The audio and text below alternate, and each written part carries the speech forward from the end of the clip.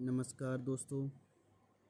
एक खबर अभी चल रही ना अपनी ई अटेंडेंस वाली, उसमें बताया गया है कि अब बिना ई अटेंडेंस नहीं मिलेगा वेतन। मतलब अपन को स्कूल खुलने और छुट्टी दोनों समय हमारे शिक्षक ऐप पर दर्ज करनी होगी उपस्थिति। 3 माह की ट्रायल अवधि समाप्त, नवंबर से सख्ती लागू, बीओ होंगे पूरी तरह जवाबदेह। ठीक है, मतलब ये शिवपुरी जिले के एक जागरण प्रतिनिधि अखबार में निकला है। मतलब स्कूल शिक्षा विभाग ने ई अटेंडेंस व्यवस्था को लेकर अब पूरी तरह सख्ती बरतने का निर्णय ले लिया है। विभाग ने स्पष्ट कर दिया है कि अब शिक्षक वर्ग को हर हाल में हमारे शिक्षक ऐप के माध्यम से अपनी उपस्थिति दर्ज करनी होगी। यह उपस्थिति स्कूल खुलने के समय और छुट्टी के समय दोनों में दर्ज की जाएगी। इस ऑनलाइन उपस्थिति के आधार पर ही वेतन आहरित किया जाएगा।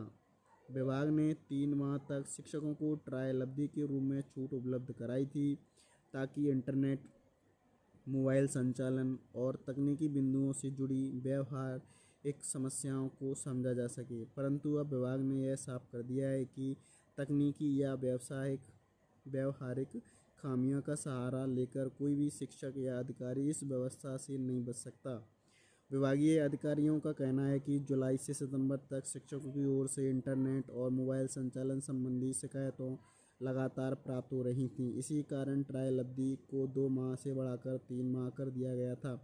इस दौरान प्रत्येक विकासखंड का परीक्षण किया गया और यह पाया गया कि इंटरनेट सुविधा के मामले में प्रदेश भर में कोई भी गंभीर समस्या नहीं है। इसलिए अब नवंबर माह से अटेंडेंस को कठोरता से लागू किया जाएगा। नवंबर की उपस्थिति के आधार पर दिसंबर में वेतन तैयार किया जाएगा। यह सुनिश्चित किया जाएगा कि बिना ऑनलाइन उपस्थिति दर्ज किए किसी भी शिक्षक को वेतन प्राप्त न हो सके। वेतन बिल को पुरानी प्रक्रिया यथावत रहेगी। संकुल से वेतन बिल तैयार होकर विकासखंड शिक्षा अधिकारी हमारे बीओ कार्यालय पहुंचेगा, जहां से बीओ स्तर पर ही शिक्षकों के बिल पोर्टल पर अपलोड किए जाएंगे। विभाग ने यह स्पष्ट कर दिया है कि यदि सिस्टम में किसी भी प्रकार की छेड़खानी की जाती है तो उसे ट्रैक करने में महज कुछ सेकंड का समय लगेगा। लोक शिक्षक ये कह रहे हैं कि संपूर्ण व्यवस्था की मॉनिटरिंग मुख्यालय स्तर से भी की जा रही है और फील्ड में नियंत्रण की जिम्मेदारी विकासखंड शिक्षा अधिकारी के हाथों में है। जुलाई प्रक्रिया प्रारंभ में प्रत्येक विकासखंड शिक्षा अधिकारी और कार्यालय में नियुक्त कंप्यूटर ऑपरेटरों को भोपाल में प्रशिक्षण दिया गया था। उसमें बताया गया कि प्रतिदिन अपनी उपस्थिति दर्ज करेंगे और बीओ स्तर पर उपस्थिति का परीक्षण किस प्रकार किया जाएगा।